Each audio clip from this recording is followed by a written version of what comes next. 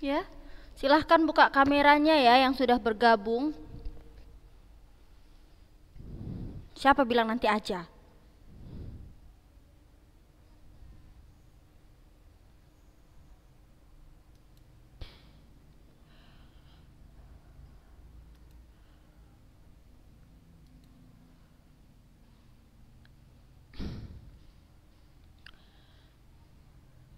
Udah dibuka kameranya semua.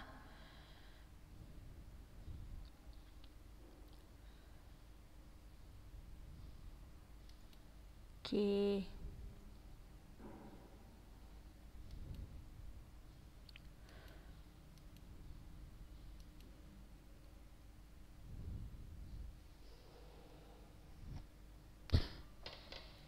Bismillah. Assalamualaikum warahmatullahi wabarakatuh.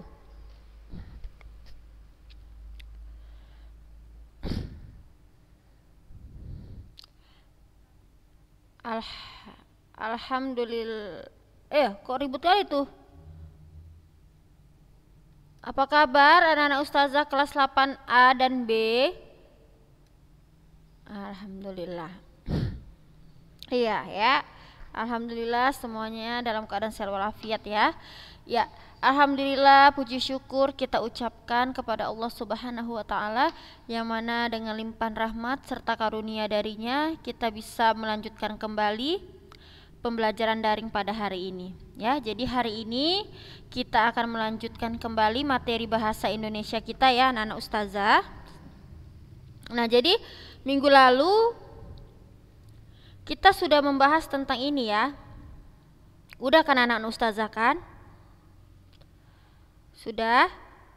Kita udah bahas tentang ini? Udah? Oke. Ustazah tanya ya. Apa itu yang dimaksud dengan argumentasi?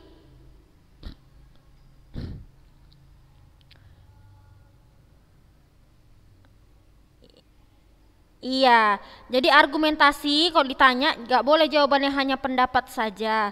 Kalau hanya pendapat itu adalah opini. Ya, argumentasi itu adalah pendapat tapi disertai dengan alasan yang logis ya atau dengan data-data yang mendukung. Kalau fakta sudah tahu, lalu ajakan juga sudah tahu ya. Sekarang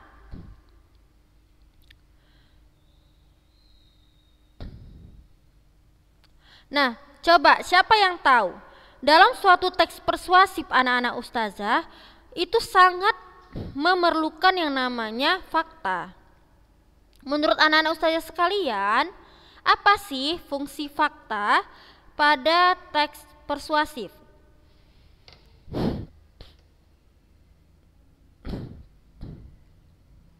Bagus. Untuk meyakinkan pembaca agar pembaca percaya.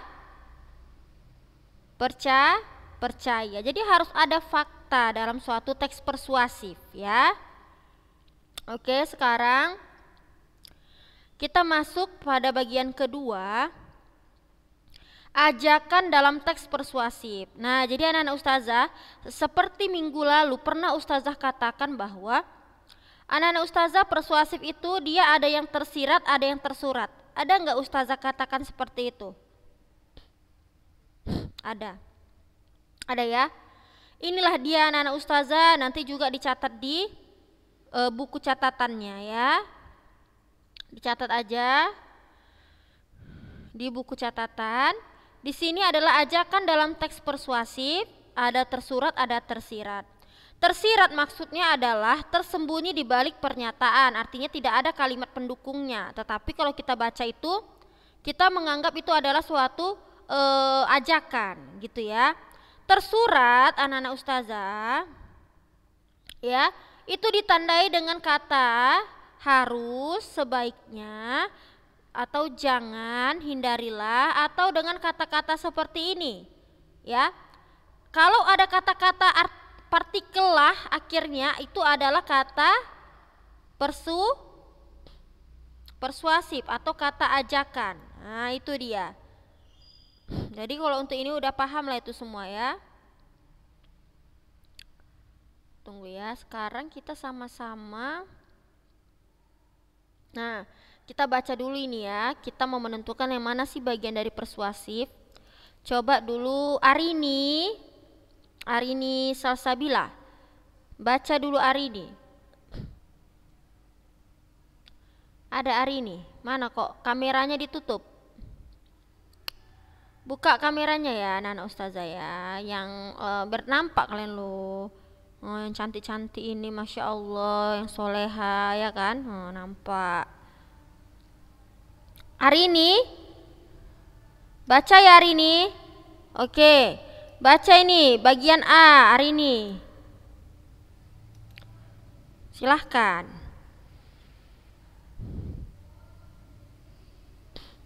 Iya, perhatikan. Iya, betul, betul. Cepat.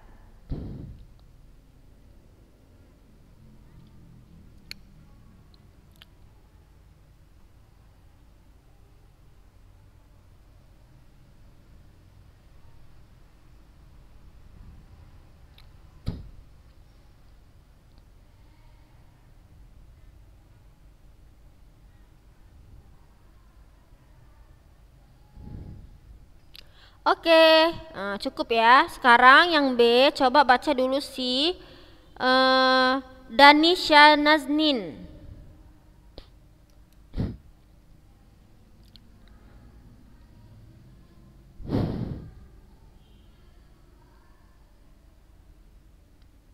Danisha. Iya.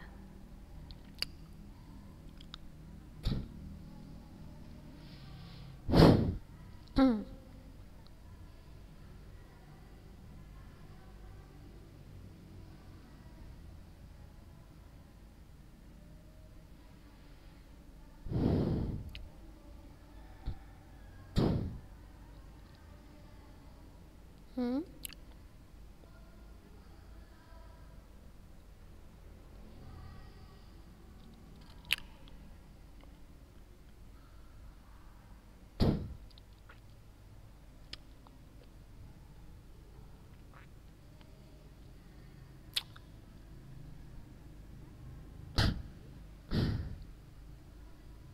Sudah? Oh, udahnya. Oke, anak-anak ustazah sekalian, coba perhatikan. Ya. Ustazah mau tanya sama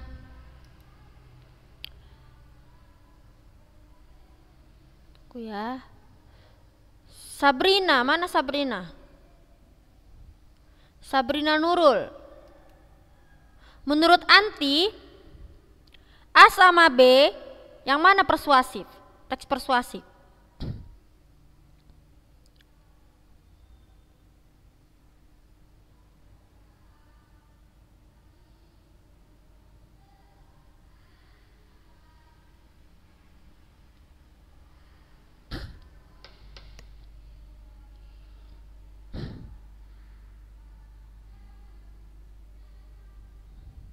Sabrina, ada Sabrina. Cobalah bagian A sama B mana yang termasuk dengan teks persuasif.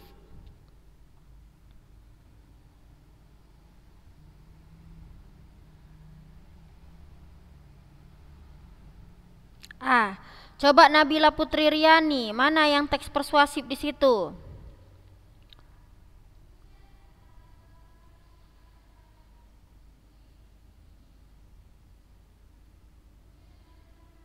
Apa jawabannya Nabila?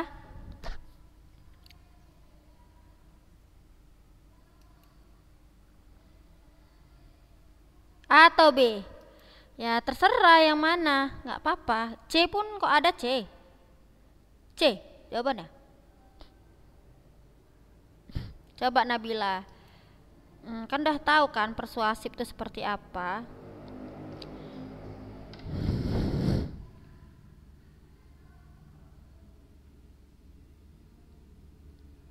Apa? Nggak denger. Coba Nabila apa? A. Oke, dah. Coba dulu si Syafina. Mana Syafina? Apa jawabannya Syafina?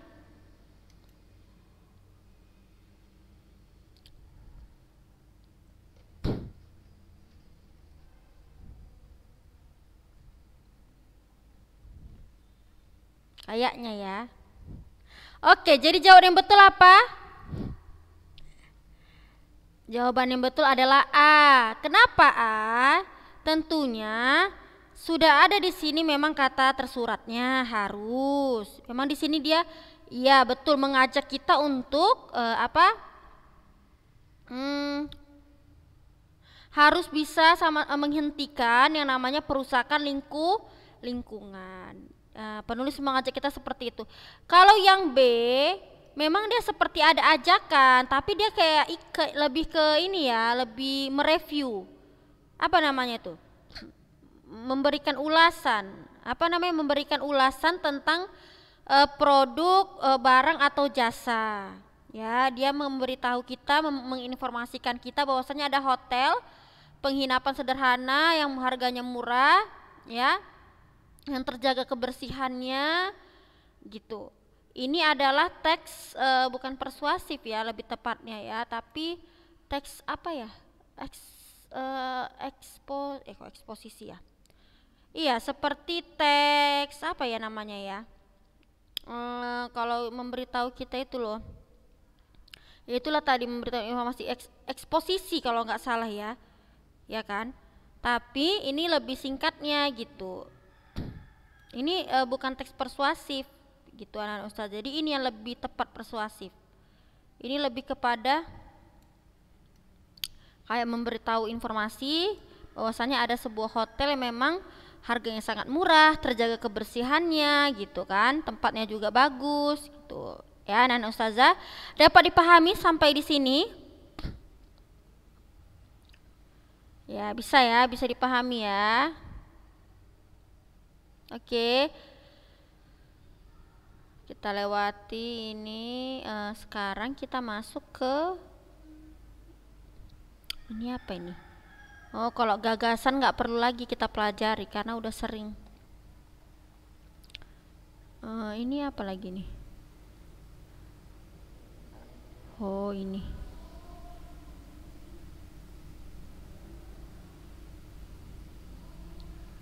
Oke, sekarang kita lanjut ke bagian struktur ya anak-anak ustazah sekalian ya. Oke anak-anak ustazah, jadi dalam sebuah teks observasi itu juga ada yang namanya strukturnya ya. Apa saja struktur pada teks persuasif? Yaitu yang pertama ada pengenalan isu. Betul, pengenalan isu pada teks persuasif adalah berupa pengantar atau penyampaian tentang masalah yang terjadi, tentang masalah yang menjadi dasar tulisan atau pembicaraannya itu. Jadi pengenalan isu ini bahasa mudanya adalah masalah yang disampaikan ya anak ustazah ya, atau topik yang akan dibahas. Contohnya topik yang mau dibahas adalah tentang masalah kesehatan atau tentang masalah apa namanya itu virus corona, bisa juga ya kan, misalnya juga tentang masalah lingkungan hidup. Jadi namanya juga pengenalan isu, berarti dia adalah penyampaian tentang masalah yang menjadi topik tulisan. Itu ya anak ustazah ya. Biasanya pengenalan isu karena dia pengenalan nggak mungkin ada di akhir ya kan. Kalau pengenalan itu harusnya adanya di awal, ya kan? Oke, selanjutnya yang bagian B. Bagian B itu ada rangkaian argumen, ya kan? Jadi rangkaian argumen itu adalah berupa sejumlah pendapat atau pembicara terkait dengan isu yang dikemukakan pada bagian sebelumnya. Jadi kan anak-anak ustazah, kalau dia pengenalan isu itu adalah bisa pandangan kita sendiri, paham ya? Maksudnya pendapat kita sendiri. Contoh, misalnya seperti ini. Apa ya? Makanan yang nggak bagus tuh apa ya menurut kita ya?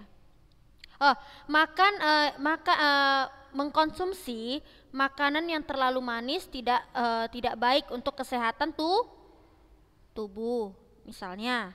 Ya kan, itu boleh, itu kita letakkan di pengenalan isu. Tapi kan setiap orang gak akan percaya kalau gak ada kajiannya atau penelitiannya.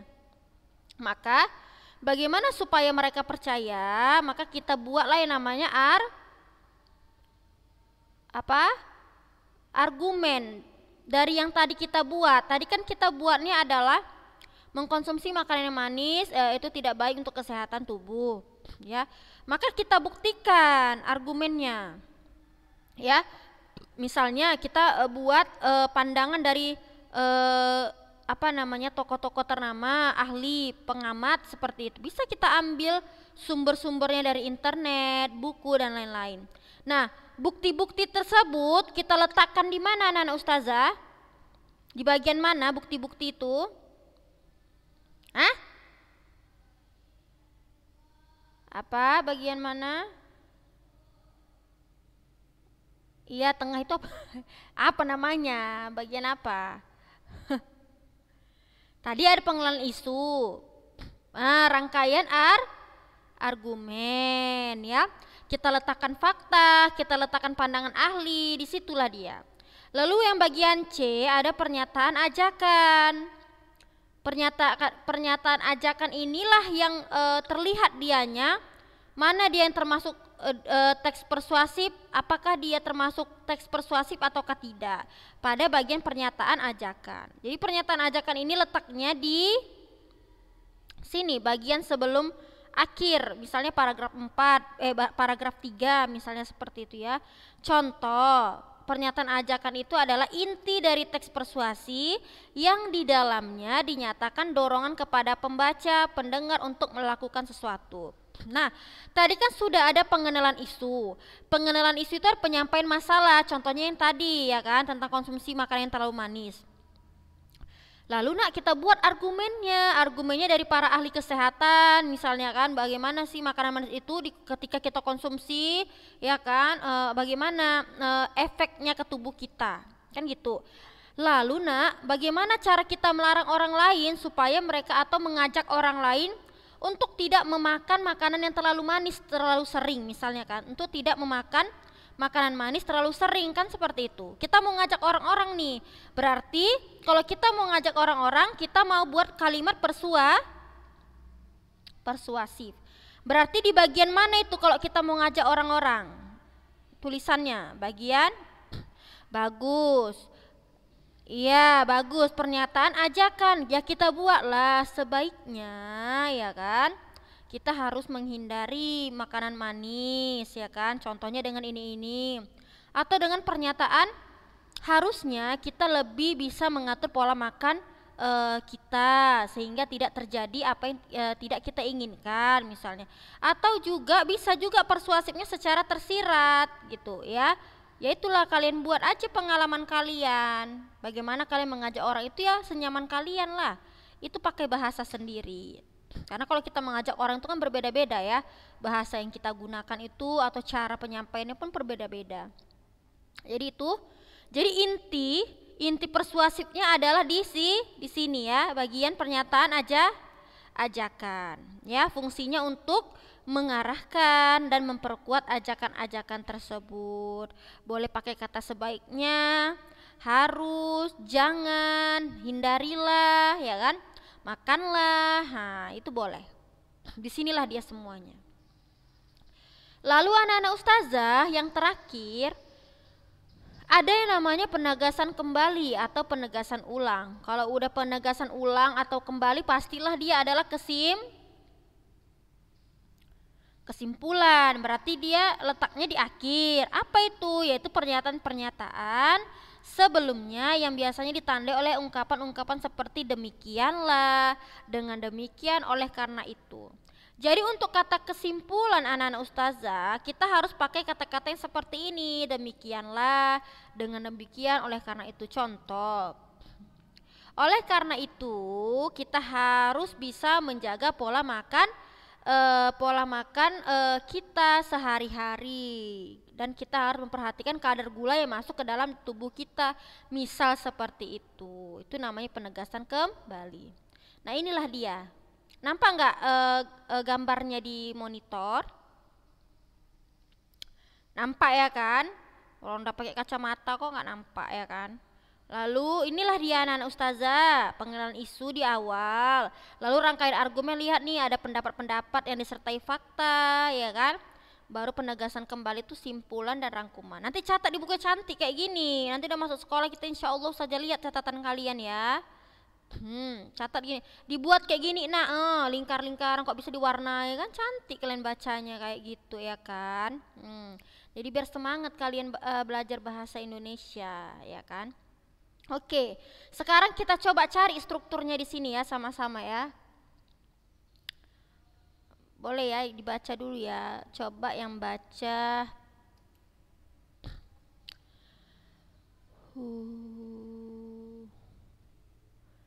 Si Maimunah, mana si Maimunah nih?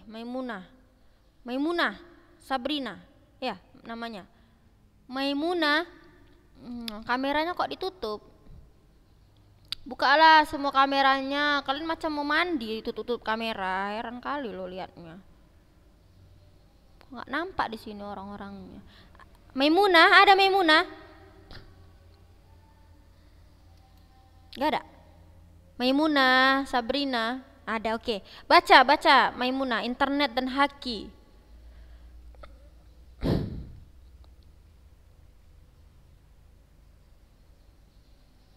Ayolah.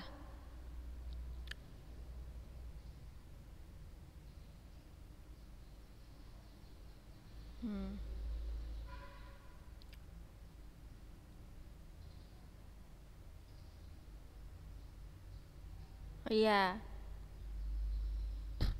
Hmm.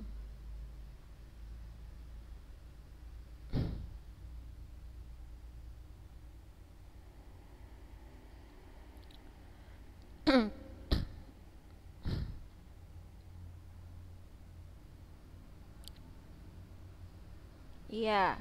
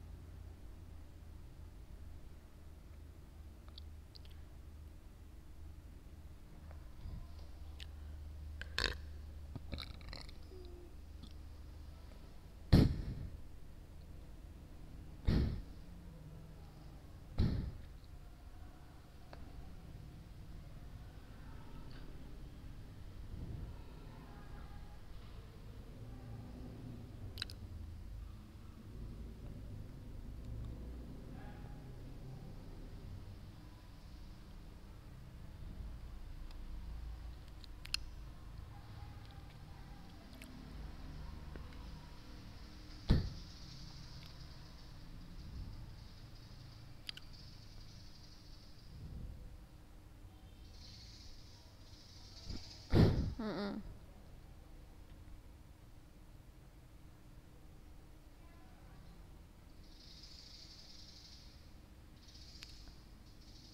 Hmm.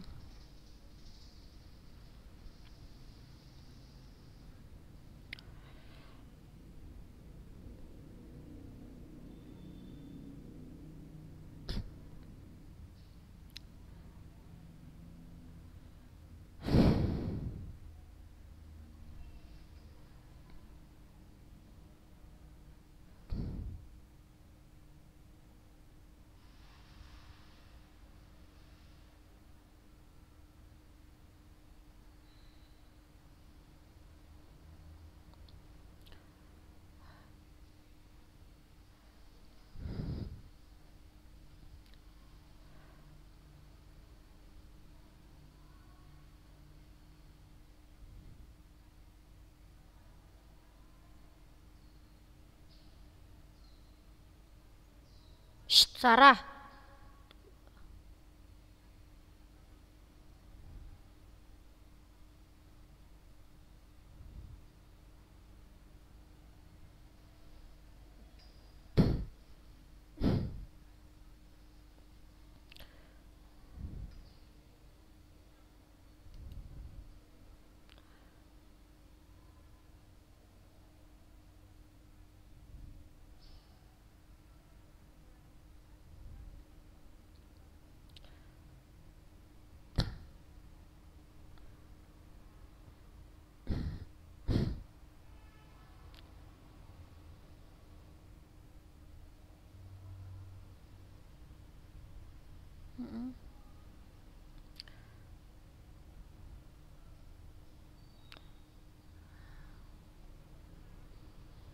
menjerumuskan.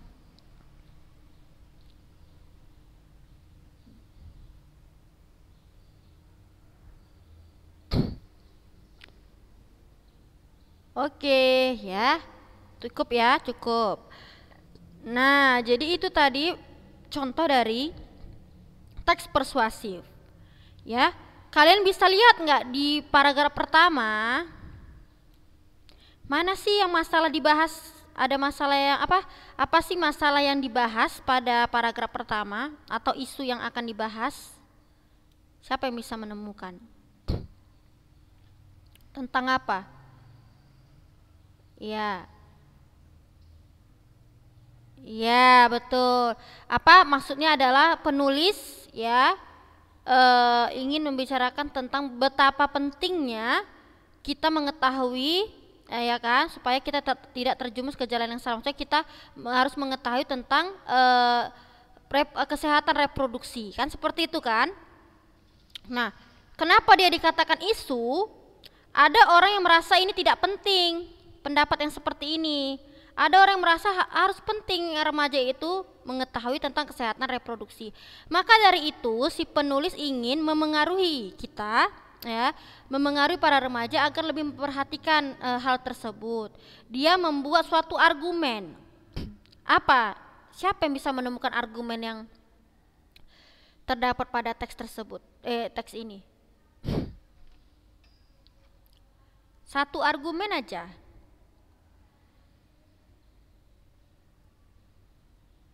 Ada yang bisa cari argumen pada teks tersebut?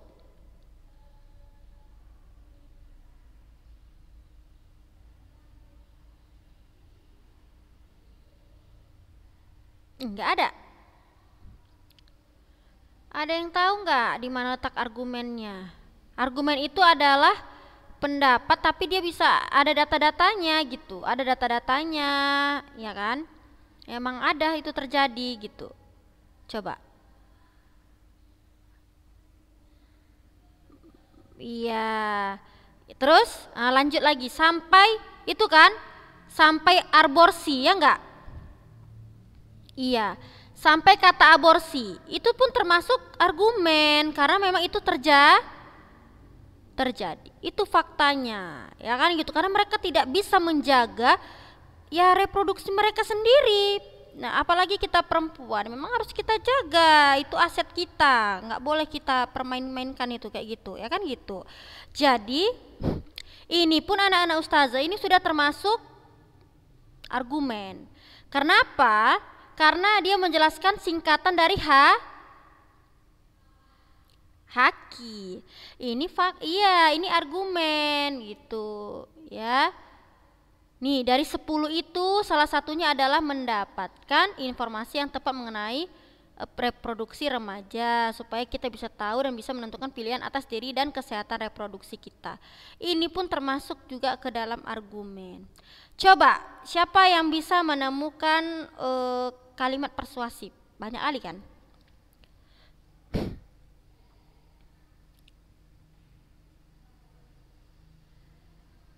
Siapa tuh yang ngomong? Siapa tuh? Elpa. Iya, siapa tadi yang tadi kecil kali suaranya? Oh, Zila. Gak muncul di sini namanya. Yang mana Zila? Zila? Coba yang mana Zila? Yang mana tuh? Oh iya, bersyukurlah. Terus kalau yang di bagian nomor 6 ada nggak? Mana? Coba contohnya.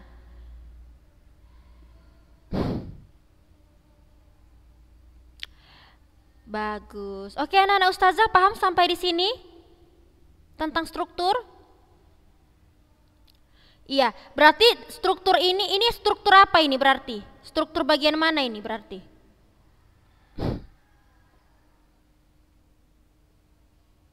Ke penegasan kembali belum? Iya, pernyataan ajakan. Berarti kalau ini apa strukturnya?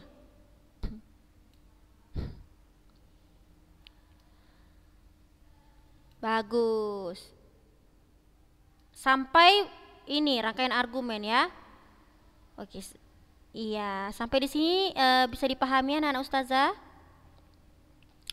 Insya Allah. Oke ya, jadi waktunya udah habis. Mudah-mudahan dapat dipahami ya apa yang sudah ustazah jelaskan. Untuk tugas mungkin nanti menyusul. Nggak apa-apa, kalian lengkapi aja catatan kalian karena ustazah yakin kalian harus paham dulu ini kan gitu. Nanti ustazah akan kasih tugas tapi mungkin nggak sekarang. Pahami anak-anak ustazah ya.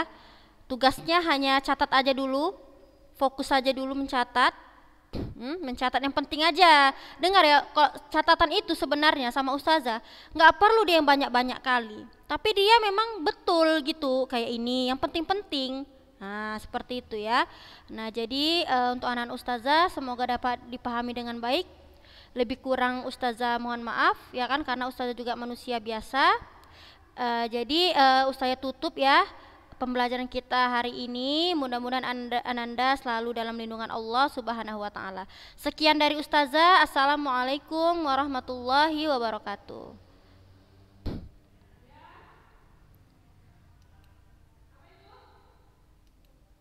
Oke.